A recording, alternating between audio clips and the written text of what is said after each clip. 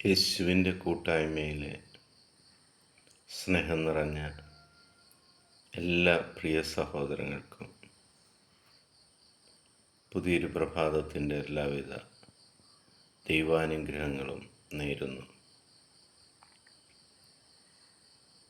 അതിരാവിലെ നമ്മൾ ദൈവത്തോട് ചേർന്ന് നിന്ന് പരിശുദ്ധാത്മാവിൻ്റെ സഹായത്താൽ ദൈവവചനം വിശ്വാസത്തോടെ ഏറ്റെടുത്ത് ആ വചനത്തിൻ്റെ ശക്തിയാൽ ഇന്നത്തെ ദിവസം നമ്മൾ ചെയ്യുന്ന എല്ലാ കാര്യങ്ങളും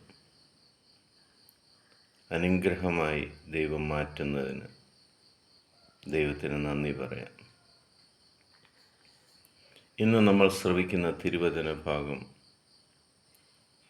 ജ്ഞാനത്തിൻ്റെ പുസ്തകം 16-ാം അധ്യായം 25-ഉം 26-ഉം തിരുവചനങ്ങൾ.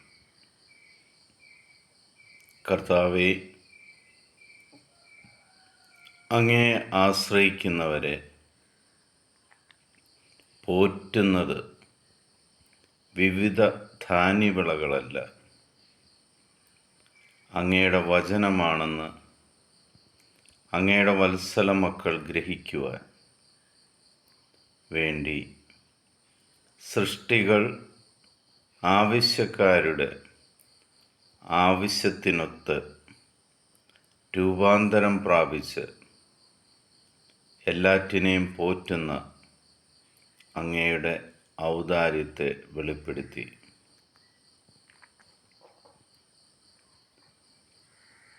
നമ്മൾ ഇപ്പോൾ എന്തായിരിക്കുന്നു? നമ്മൾക്ക് ഓരോ ദിവസവും ലഭിക്കുന്ന അനുഗ്രഹങ്ങൾ അത് നമ്മുടെ കഴിവുകൊണ്ടോ നമ്മൾക്ക് ഭൂമി നൽകിയ ധാന്യവിളകൾ കൊണ്ടോ അല്ല. എന്നാൽ ദൈവം നിങ്ങൾക്ക് നൽകുന്ന ദൈവവചനത്തിൻ്റെ ശക്തിയാലാണെന്ന്, അത് ഗ്രഹിക്കുവാനുള്ള കൃപ നിങ്ങൾക്ക് തന്നിരിക്കുന്നത് കൊണ്ടാണെന്ന് നമ്മൾ മനസ്സിലാക്കേണ്ട സമയമായി.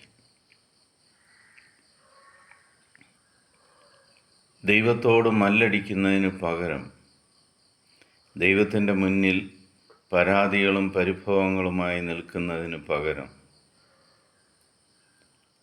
തൻ്റെ വചനത്താൽ, ദൈവം തന്നെയാകുന്ന വചനത്താൽ, യേശുക്രിസ്തുവാകുന്ന വചനത്താൽ നമ്മളെ ഓരോരുത്തരെയും പരിപാലിച്ചുകൊണ്ടിരിക്കുന്ന ദൈവത്തിന് നന്ദി പറയുന്ന ഹൃദയത്തോടെ നമ്മൾ ദൈവസന്നിധിയിലായിരുന്നാൽ ആ ദൈവം നമുക്ക് നൽകുന്ന ഔദാര്യങ്ങളെല്ലാം നമുക്ക് മനസ്സിലാക്കുവാൻ സാധിക്കും. ഇന്ന് നമ്മൾ എഴുന്നേറ്റതുപോലും ഇന്ന് ഈ ലോകത്തെ അല്ലെങ്കിൽ ഈ ദൈവവചനത്തെ കണ്ണുകൾ കൊണ്ട് കാണുന്നത് പോലും ദൈവത്തിൻ്റെ ഒരു ഔദാര്യം മാത്രമാണ്. നമ്മുടെ കഴിവുകൾ കൊണ്ടൊന്നും നേടിയതല്ല എന്ന് മനസ്സിലാക്കുക.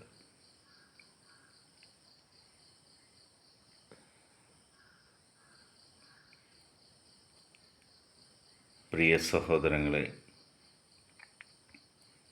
ദൈവാനുഗ്രഹം ലഭിക്കുവാൻ ദൈവത്തോട് ചേർന്ന് നിന്നാൽ അത് സമൃദ്ധിയോടെ ലഭിക്കുക തന്നെ ചെയ്യും.